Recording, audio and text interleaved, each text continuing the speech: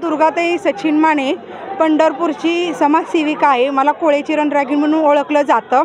जवळजवळ 15 वर्ष झालं मी पंढरपूरमध्ये कार्य करत आहे। ही माझी जन्मभूमी आहे। माझी जन्मभूमी वाळवंट ही माझी चंद्रभागामध्ये माझं लहानपण गेलेलं आहे। नामदेव पायरीवरती लहानाचं मोठं झालेलं आहे। या भूमीतली मी एक कन्या आहे आणि 18 पकड जाती घेऊन चालणारी मी एक रणरागिणी आहे। तर माझी सर्व समाजाला आणि संघटना पक्ष असं सगळ्यांना एक विनंती आहे, VIP दर्शन शासनाने अधिकारी देऊन की VIP दर्शन बंद आहे, मग ते कागदावरच राहिलं का? तर मी इथं आल्यापासून VIP दर्शन हे चालू आहे।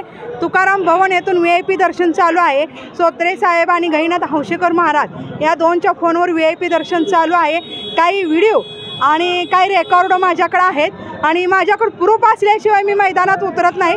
माझ्याकडे पुरेपूर प्रूफ आहेत आणि इथं अन्याय होतो। आणि हे बघा शासनाचं पत्र आहे।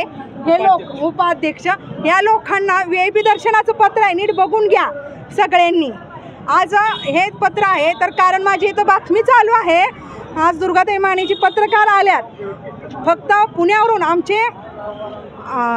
आमचे बंधू मित्र खास पुण्याचे पिंपरी माळुंगचे आप्पा बारणे साहेब हे खासदार यांच्या काही महिला व काही त्यांची माणसं एका त्यांच्या PAच्या फोनवरून इथून VIP दर्शनाला सोडलेलं आहे।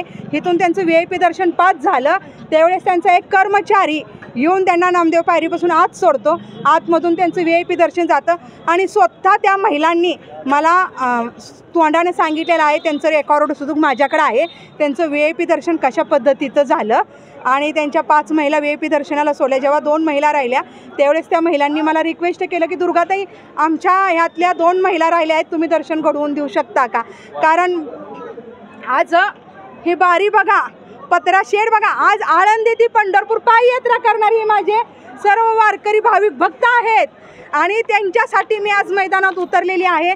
मला नाही तर ह्याच्यामध्ये मला काही इंटरेस्ट नाही आहे, मला ह्याच्यामध्ये भाग घेण्याचं काही गरजही नव्हती। कारण माझे कोणी येणार नव्हते, जाणार नाही। कारण ज्या वेळेस मी गोपाळपूर रस्त्याला पत्रा शेडमध्ये गेली त्यावेळेस वयवृद्धापासून ती लहान बाळापासून 5 वर्षाच्या आज ती विठ्ठल विठ्ठल करत तिथं बारीला लागलेला आहे ना। आज त्या लोकांना विठ्ठलाचं मुख आणि दर्शन घेण्यासाठी 5-5 दिवस लागतात। मग तुम्ही सांगा हे VIP मोठ्यांसाठी VIP दर्शन का?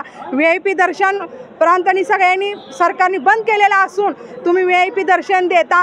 आज मंत्री आमदार आले तर त्यांच्या संग खंडीभर कार्यकर्ते सोडता आणि माझी माय माऊली बारीतच अडकते। बारीतून येता येता विठ्ठलाचं मुख बघतो।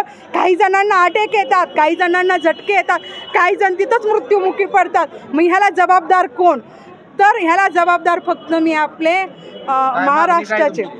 माझी मागणी फक्त एवढीच आहे, आता येईल त्या एकादशीला आपले महाराष्ट्राचे आज देवेंद्र भाऊ फडणवीस हे आपले मंत्री साहेब आज पूजेसाठी येणार आहेत। तर माझं एक इशारा आहे की या सरकारला आणि या मंदिर समितीचे मनोज सोत्रे साहेब गहिनाथ हौशेकर महाराजांना सुद्धा माझा इशारा नव्हे तर ही मी करून दाखवण्यातली आहे की ह्या लोकांनी फक्त एवढंच करावं की येईल त्या 2 दिवसात मी इथं नामदेव पायरीपाशी आंदोलन करत आहे। आंदोलन नसेल तर मी आत्मदहन करणार आहे। कारण की माझ्या या सर्व वारकरी भक्तांवरती अन्याय केलेला आहे।